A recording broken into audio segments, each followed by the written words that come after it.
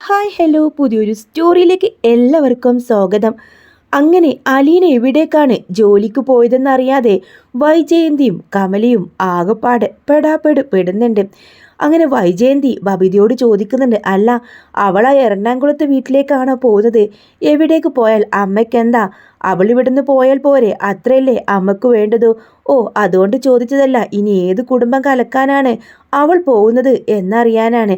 അമ്മയ്ക്ക് എപ്പോഴും അച്ഛൻ്റെയും അലീന ചേച്ചിയുടെയും കുറ്റം പറയാനേ മാത്രമേ അറിയൂ എന്ന് പറഞ്ഞ് ബബിത അങ്ങ് ഫോൺ കട്ട് ചെയ്യുന്നുണ്ടല്ലോ. അങ്ങനെ അലീന പിറ്റേ ദിവസം സ്റ്റാലിൻ ജോസഫിൻ്റെ വീട്ടിലേക്ക് പോകുന്നുണ്ട്. അതറിഞ്ഞ് വൈജ നെടുമ്പുരക്കൽ വീട്ടിലേക്ക് തന്നെ തിരികെ വരികയാണ്. എന്നാൽ അവിടുത്തെ അന്തരീക്ഷം വൈജയ്ക്കൊട്ടും ചേരുന്നതായിരുന്നില്ല. തൻ്റെ മക്കളും ഭർത്താവും തന്നെ ഒരുപാട് അകറ്റുന്നുണ്ടെന്നും തൻ്റെ കൂടെ എപ്പോഴും നിന്നിരുന്ന ബബിതയുടെ മനസ്സ് പോലും മാറ്റിയിട്ടാണ് അലീന പോയതെന്നും അവൾക്കറിയാം. എല്ലാവരോടും ഇപ്പോൾ ഒറ്റയ്ക്ക് യുദ്ധം ചെയ്യണം, അലീന ഉണ്ടാക്കി വെച്ച ചിട്ടകളൊക്കെ മാറ്റണം വൈജ തീരുമാനിക്കുന്നുണ്ട്. ഇതിനിടയിൽ 2 പ്രാവശ്യം അലീന പോയെങ്കിലും അവൾ പോയി ഒരു 15 ദിവസമെല്ലാം കഴിയുമ്പോൾ ബാലചന്ദ്രമേനൻ അവളെ കാണാനായിട്ട് അവിടെ കുളത്തുപുഴയിലേക്ക് പോകുന്നുണ്ട്. ആ വിവരം അറിഞ്ഞ വൈജിയും വലിയ പ്രശ്നങ്ങൾ ഉണ്ടാക്കുന്നുണ്ട്. എന്നാൽ അതൊന്നും ചെവി കൊടുക്കുന്നില്ല ബാലചന്ദ്രൻ. അങ്ങനെ രോഹിത്തും സത്യങ്ങൾ അറിഞ്ഞ് രോഹിത്തിനെയും കൂട്ടി ബാലചന്ദ്രൻ ഒരിക്കൽ പോകുന്നുണ്ട് കേട്ടോ. അച്ഛനും മകനും കൂടെ കൂടെ കൂടെ അവളെ കാണാൻ എവിടേക്ക് പോകുന്നത്? ഈ ഒരു ചോദ്യം വൈജയ്ക്കുണ്ട്. അവൾ എവിടെയാണ്? ഇനിയിപ്പോൾ ബാലചന്ദ്രൻ വല്ല വീടും എടുത്ത് അവൾ താമസിപ്പിച്ചതാണോ എന്നൊരു ഡൗട്ടും വൈജയ്ക്കുണ്ട്. ഇതങ്ങനെ വിട്ടാൽ പറ്റത്തില്ല, ഇതറിയണം അവൾ എവിടെയാണെന്ന്. അവൾ ഈ വീട്ടിൽ നിന്ന് പോയാലും ഇവരുടെ ആരുടെ മനസ്സിൽ നിന്ന് അവൾ പോയിട്ടില്ല. അവൾ ഇവരുടെ മനസ്സിലുള്ളിടത്തോളം കാലം തനിക്കൊരു സ്വസ്ഥയും സമാധാനവും ഇല്ല. എന്തായാലും അവൾ വീട്ടുജോലിക്കല്ല പോയത്. ഒരുപക്ഷെ ബാലചന്ദ്രൻ പുതിയ വീടെടുത്ത് കാണും. കമലയുമായിട്ട് ഫോണിലൂടെ സംസാരിക്കാണ് വൈജ. തൻ്റെ മനസ്സിലെ ആശങ്ക കമലയെടുത്തിയോട് പറയുന്നുണ്ട്. കമലയെടുത്തി, എനിക്കൊരു സംശയം, അലീന ജോലിക്കല്ല പോയതെന്ന്. കുളത്തുപോയില്ല മറ്റെവിടെയെങ്കിലും ഒരു വീടെടുത്ത് അതിൽ താമസിപ്പിച്ചാൽ പോരെ? മാസാമാസം ചിലവിന് കൊടുക്കാം. ആ വീടും അവൾ നന്നായി നോക്കിക്കോളും. ഇത് തന്നെയായിരിക്കും വൈജ് സംഭവിച്ചത്. അല്ലെങ്കിൽ പിന്നെ ഇടയ്ക്കൊക്കെ അവിടേക്ക് പോകാൻ വേണ്ടി പറ്റുമോ ബാലചന്ദ്രന്? ഇപ്പോൾ രോഹിത്തും അയാളുടെ ഭക്ഷണം ചേർന്ന് അവളെ കാണാൻ ഇടയ്ക്ക് പോകുന്നുണ്ടല്ലോ. ഒരു വീട്ടിൽ ജോലിക്ക് നിൽക്കുമ്പോൾ എങ്ങനെയാ ആദ്യം വീട്ടിലെ ജോലിക്കാരുടെ വീട്ടിലേക്ക് എങ്ങനെ ഈ വീട്ടിലുള്ളവരൊക്കെ പോയി താമസിക്കുന്നത്? അത് തന്നെ ബാലചന്ദ്രൻ എവിടെയോ അവളെ വീടെടുത്ത് താമസിച്ചതാ. ഇടയ്ക്കൊക്കെ അവളെ കാണാൻ അവിടേക്ക് പോകുന്നുണ്ട്. വൈജെ, നീ ഒരു മണ്ടിയാണ്, നീ ഒരു സന്യാസിനി പോലല്ലേ ഇപ്പം ആ വീട്ടിൽ കഴിയുന്നത്. എന്നാലോ അലീനയെ പോയി കാണുന്നുണ്ട്. നീ അറിയാതെ എത്ര ദിവസങ്ങൾ അവിടെ പോയിട്ടുണ്ടാവും. ബാലചന്ദ്രൻ രാവിലെ ഷോപ്പിലേക്കൊന്ന് ഇറങ്ങിപ്പോകുന്നത് അവളെ കാണാനാ, അത് ഉറപ്പാണ്. എനിക്കും സംശയമില്ലാതില്ല കമലെടുത്തി. ഈ വീട്ടിൽ എനിക്ക് യാതൊരു വിലയില്ല. എൻ്റെ മക്കളെയും ഭർത്താവിനെയും അവൾ കയ്യിലെടുത്ത് വെച്ചിരിക്കുക. എൻ്റെ മക്കൾക്ക് പോലും അവൾ പറയുന്നതാ വേദവാക്യം. അമ്മയെ അവർക്കൊരു പുല്ല് വിലയില്ല. അങ്ങനെ വിട്ടുകൊടുക്കരുത് വൈജേ. നീ എപ്പോഴും അയാളുടെ മേലെ ഒരു കണ്ണുണ്ടാവണം.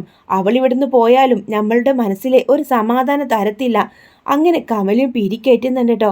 പിറ്റേ ദിവസം ബാലചന്ദ്രൻ പതിവിലും നേരത്തെ ഇറങ്ങുന്ന കാണുമ്പോൾ വൈജ സംശയത്തോടെ അയാളെ നോക്കുക. എന്താ ഇന്ന് നേരത്തെ കട തുറക്കണോ?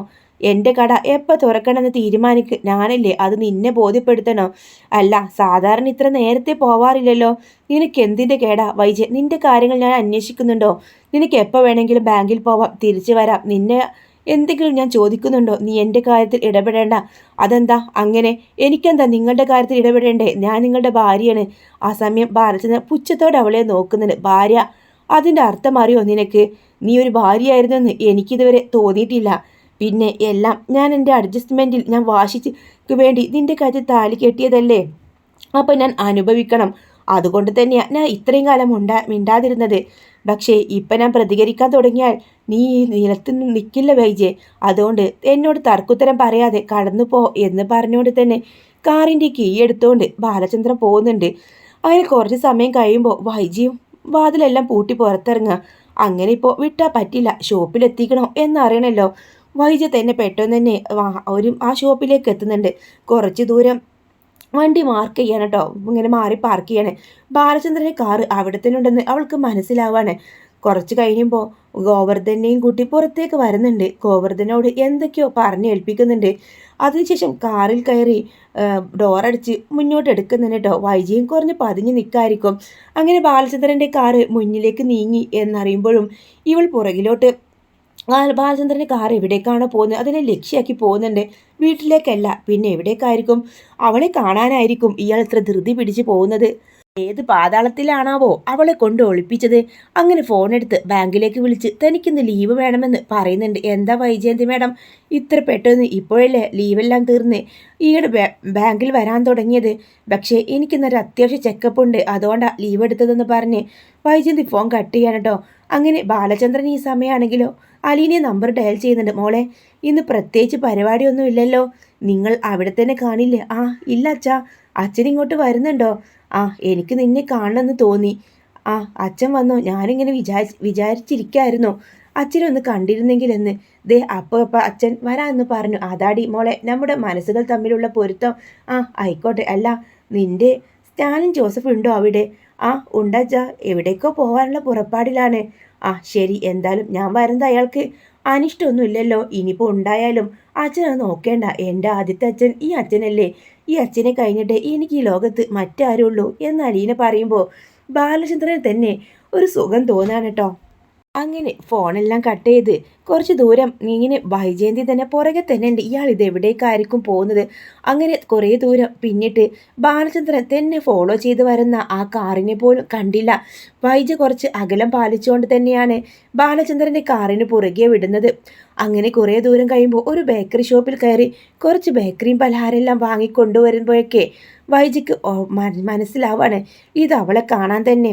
അത് ഉറപ്പാണ്, അവളൊരു വേലക്കാരിയായിട്ടല്ല, ഏതോ എവിടെയോ അയാൾ അവളെ ഒളിപ്പിച്ച് താമസിച്ചതാണ്. എന്തായാലും ഇന്ന് തന്നെ കയ്യോടെ പിടികൂടണം രണ്ടെണ്ണത്തിനെയും. പറ്റുമെങ്കിലും പോലീസിനെ വിളിച്ച് രണ്ടുപേരെ നാണം കെടുത്തണം.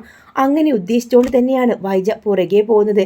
അങ്ങനെ കുളത്തുപുഴയിലെത്തി സ്റ്റാലിൻ ജോസഫിൻ്റെ ആ ഒരു റബ്ബർ തോട്ടത്തിലേക്കുള്ള വഴിയിലൂടെ ആ കാറ് പോകുമ്പോൾ അവളെ ഒളിപ്പിക്കാൻ പറ്റിയ സ്ഥലം തന്നെ, ആരും സംശയിക്കില്ല. ഈ കാട്ടിലാണ് അവൾക്ക് ബംഗ്ലാവ് എടുത്തൊടുത്ത് അയാൾ അവളെ ഇവിടെ താമസിപ്പിച്ചത്. അങ്ങനെ കാറാണെങ്കിൽ ഒരു ഗേറ്റ് കടന്ന് പോവാണ്. വൈജയ്ക്ക് തോന്നാണ് ഇനി ഒരിക്കലും തനിക്ക് കാറ് മുന്നോട്ടെടുക്കാൻ കഴിയില്ല. താൻ മുന്നോട്ട് പോയി കഴിഞ്ഞാൽ അയാൾ എന്നെ കാണും. അതുകൊണ്ട് ഇവിടെ നിൽക്കാം. കാറൊരു ഭാഗത്തേക്ക് ഒതുക്കി വൈജ നോക്കി നിൽക്കാട്ടോ. ആ സമയത്ത് സ്റ്റാലിൻ പുറത്തേക്ക് പോവാനായിട്ട് പുറത്തേക്ക് ഇറങ്ങി വരുന്നുണ്ട്. സ്റ്റാലിനെ പെട്ടെന്നും വൈജയ്ക്ക് കാണാൻ വേണ്ടി കഴിയുന്നില്ല. സ്റ്റാലിൻ പുറംതിരിഞ്ഞുകൊണ്ട് ബാലചന്ദ്രനെ അടുത്ത് നിന്നിങ്ങനെ കൈ കൊടുക്കുന്നുണ്ട്. ആ മിസ്റ്റർ ബാലചന്ദ്രൻ വരുമെന്ന് എന്നോട് പറഞ്ഞു അലീന. അവൾ അച്ഛനെ കാണാനായിട്ട് കാത്തിരിക്കാണ്. ആ സ്റ്റാലിൻ ജോസഫ് എവിടേക്കെങ്കിലും പോവുകയാണോ? അതെ, എനിക്കൊരു അത്യാവശ്യമായിട്ട് പുറത്ത് പോകണമായിരുന്നു. ബാലചന്ദ്രമേനോൻ ഇപ്പോൾ തന്നെ ഒന്നും പുറത്ത് പോവില്ലല്ലോ എന്ന് ചോദിക്കുന്നുണ്ട്.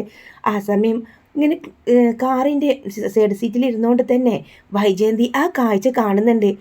ഒരാൾ പുറത്തേക്ക് ഇറങ്ങി വരികയും അയാൾ ബാലചന്ദ്രനോട് സംസാരിക്കുകയും ചെയ്യാണ്. അങ്ങനെയാണെങ്കിൽ ഇയാളുടെ വീട്ടിലായിരിക്കും അലീന താമസിക്കുന്നത്. ഇനിയിപ്പോൾ ഇയാളൊരു സെക്യൂരിറ്റിക്കാരനായിട്ട് ഇവിടെ നിർത്തിയാൽ മതിയല്ലോ. അങ്ങനെയാണോ സംഭവിച്ചത്? അങ്ങനെ സ്റ്റാലിൻ കാറിൽ കയറിക്കൊണ്ട് ഓടിച്ചു പോവാണ് കേട്ടോ. ആ സമയം സ്റ്റാലിൻ്റെ മുഖം വ്യക്തമായിട്ടൊന്നും കാണുന്നില്ല വൈജയ്ക്ക് മനസ്സിലാവുന്നില്ല അത് സ്റ്റാലിനാണെന്ന്. കാറിൻ്റെ ഗ്ലാസ്സെല്ലാം കയറ്റിക്കൊണ്ട് പോകുമ്പോൾ വൈജയുടെ കാറ് പുറത്ത് കിടക്കുന്നത് സ്റ്റാലിൻ ശ്രദ്ധിക്കുന്നുണ്ട്. മേനൻ ഒരു കാറിലാണല്ലോ വന്നത്, ഈ കാറിൽ ഇനിയിപ്പോൾ ആരാ? വല്ല യാത്രക്കാരായിരിക്കും, വഴി തെറ്റി വന്നതായിരിക്കും എന്നും ചിന്തിച്ച് വൈജയുടെ കാറ് മൈൻഡ് ചെയ്യാതെ അയാൾ അങ്ങ് പോകുന്നുണ്ട്. അങ്ങനെ ബാലചന്ദ്രമേനോനും അലീന വന്നിട്ട് ബാലചന്ദ്രമേനോനെ കൂട്ടിക്കൊണ്ട് പോകുന്നുണ്ട്. അവൾ വന്നു. കയ്യിലെ പൊതിയെല്ലാം വാങ്ങിച്ചുകൊണ്ടാണ് അലീന ചോദിക്കുന്നുണ്ട്, എന്തിനാ അച്ഛാ ഇങ്ങോട്ട് വരുമ്പോഴൊക്കെ ഇതെല്ലാം വലിച്ചു കൊണ്ടുവരുന്നേ? എനിക്കിതൊന്നും കഴിക്കാൻ ആഗ്രഹമൊന്നുമില്ല. എന്നാലും എൻ്റെ മോളെ വരുമ്പോൾ എനിക്ക് എന്തെങ്കിലും വാങ്ങിച്ചുകൊണ്ട് വരേണ്ടേ? അതുകൊണ്ടാണ് അച്ഛനും മകളും ഇങ്ങനെ പുന്നാരം പറയാണ്. അസൂയോടെ വൈജയൻ ഇതെല്ലാം നോക്കുന്നുണ്ട്. വൈജയന്തിക്ക് ഇത് ഒട്ടും ഇഷ്ടപ്പെടുന്നില്ല കേട്ടോ.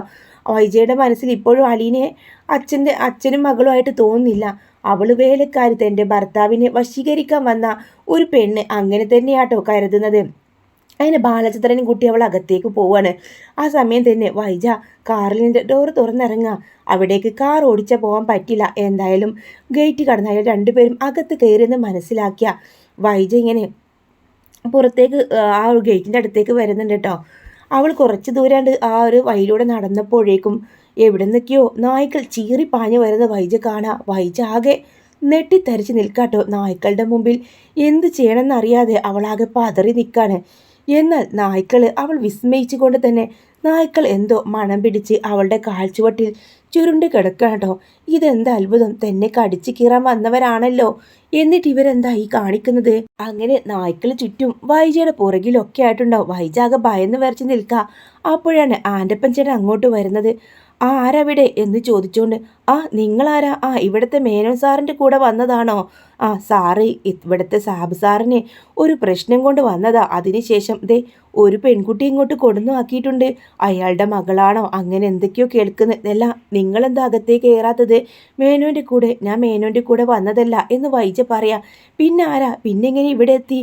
അത് പിന്നെ ഞാൻ വഴി ചോദിക്കാൻ വന്നതാ. വഴിയോ? ഇവിടെ ഈ തോട്ടത്തിലേക്കുള്ള വഴി മാത്രമാണോ? ഇത് പ്രൈവറ്റ് വഴിയാണ്. നിങ്ങളെങ്ങനെ ഇവിടെ എത്തി? അപ്പോൾ വൈജ പറയും, അതെ, ഞാൻ ഒരു വീട് അന്വേഷിച്ച് വന്നതാ. എന്നെ ഗൂഗിൾ മാപ്പ് ചതിച്ചു എന്ന് പറഞ്ഞ് പെട്ടെന്ന് തന്നെ നായ്ക്കളങ്ങ് എണീറ്റ് പോകുമ്പോഴേക്കും വൈജ ഓടി തൻ്റെ കാറിൽ കയറാട്ടോ, ജീവൻ തിരിച്ചു കിട്ടിയ പോലെ. ഷേടാ, ഇവരെന്ത് സ്ത്രീയാ? ഇവരെന്തിനാ ഇപ്പോൾ ഇങ്ങോട്ട് വന്നത്? അങ്ങനെ വൈജയെ സംശയത്തോടെ ആൻ്റപ്പം നോക്കുമ്പോഴേക്കും അവൾ കാറെടുത്ത് തിരികെ പോവാണ്. അപ്പോൾ എന്ന് പറഞ്ഞുകൊണ്ട് സ്റ്റെയറിങ്ങിൽ അടിക്കുന്നുണ്ട്. അവളെയും അവനെയും കൈയോട് പിടികൂടാൻ വയ്യ. എന്തായാലും അയാൾ കുറച്ച് സമയം കഴിയുമ്പോൾ അവൾക്കരികിൽ നിന്ന് വരുമല്ലോ. ഇവിടെ അവളുടെ ജോലിക്കാരായിരിക്കും ഇതൊക്കെ. എന്തായാലും അയാളെ വെറുതെ വിടാൻ ഞാൻ ഉദ്ദേശിക്കുന്നില്ല. അങ്ങനെ വൈജ നേരെ വീട്ടിലേക്ക് പോകട്ടെ. കുറേ വൈകി, ബാങ്കിൽ നിന്ന് വരുന്ന സമയമൊക്കെ വൈകിട്ടാണ് വൈജ വീട്ടിലെത്തുന്നുണ്ട്. അങ്ങനെ വൈജയെ കണ്ടതും ബബിത ചോദിക്കും, അമ്മ എവിടെ പോയിരുന്നു? ഇന്ന് ബാങ്കിലോട്ടല്ലേ പോയത്? എന്താ, ഞാൻ ബാങ്കിലല്ല പോയതെന്ന് നിനക്ക് വല്ല സംശയമുണ്ടോ? അല്ല, ഞാൻ എൻ്റെ ഫ്രണ്ടിനെ കാണാൻ പോയതാ എന്ന് വൈജ പറയുന്നുണ്ട്. അമ്മ എന്താ ഇത്രയും നേരം വൈകി? നിന്റെ അച്ഛനോട് പോയി ചോദിക്കടി. നിന്റെ അച്ഛൻ എവിടെ? കടലിൽ നിന്ന് വരാനുള്ള സമയമൊക്കെ ആയല്ലോ, എന്നിട്ട് നിന്റെ അച്ഛൻ എന്താ വരാത്തത്? ഇത് കേട്ട ബബിത പറയും, ഇതിപ്പോ നല്ല കൂത്തായി. എന്തിനാ അമ്മ ഇങ്ങനെ ദേഷ്യപ്പെടുന്നത്? അതിന് മാത്രം ഞാൻ അമ്മയോട് എന്താ ചോദിച്ചത്? എന്ത് പറഞ്ഞാലും നിനക്ക് ഒരു ന്യായങ്ങളുണ്ടല്ലോ. വൈജയുടെ അവസ്ഥ ആരും മനസ്സിലാക്കാനില്ലെന്ന് പറഞ്ഞ് അകത്തേക്ക് കയറാട്ടോ. എന്നിട്ട് റൂമിലെ കഥകടച്ച് ബെഡിലിരിക്കാണ്. അവൾ മനസ്സങ്ങ് ദേഷ്യം വരാട്ടോ. അവനും തൻ്റെ ഭർത്താവ് വേലക്കാരുടെ കൂടെ ആ വീട്ടിൽ അവൾക്ക് ഒരുമിച്ച് ഒരു ബംഗ്ലാവ് തന്നെ വാങ്ങിച്ചു കൊടുത്തിട്ടുണ്ട്. അത് അയാളുടേതാണ്, 100% ഉറപ്പാ. ഇതെങ്ങനെ ഉറപ്പിക്കുക? അങ്ങനെ കരുതി വൈജ ബാലചന്ദ്രൻ വരാനായിട്ട് കാത്തിരിക്കുന്നുണ്ട്. ഒരു 8-9 മണിയാവുമ്പോൾ ബാലചന്ദ്രൻ തിരികെ വരുന്നുണ്ട്. വന്ന പാടെ വൈജയുടെ ചോദ്യത്തിന് മുമ്പിൽ പതറി നിൽക്കേണ്ടി വരികയാണ്. എവിടെ പോയിരുന്നു? ആ രഹസ്യക്കാരിയെ കാണാനല്ലേ നിങ്ങൾ പോയത്? നാണമുണ്ട മനുഷ്യ. നിങ്ങൾ അവൾക്കൊരു കൊട്ടാരം പോലെയുള്ള ബംഗ്ലാവ് വാങ്ങിക്കൊടുത്ത് അവളവിടെ താമസമാക്കിയല്ലേ? ജോലിക്കാരും വെച്ചു. എന്തായാലും ബെസ്റ്റ്. ഇത് തന്നെ. നിങ്ങളുടെ പണം ഏത് വഴിക്കാ പോകുന്നതെന്ന് ഇപ്പം എനിക്ക് മനസ്സിലായി.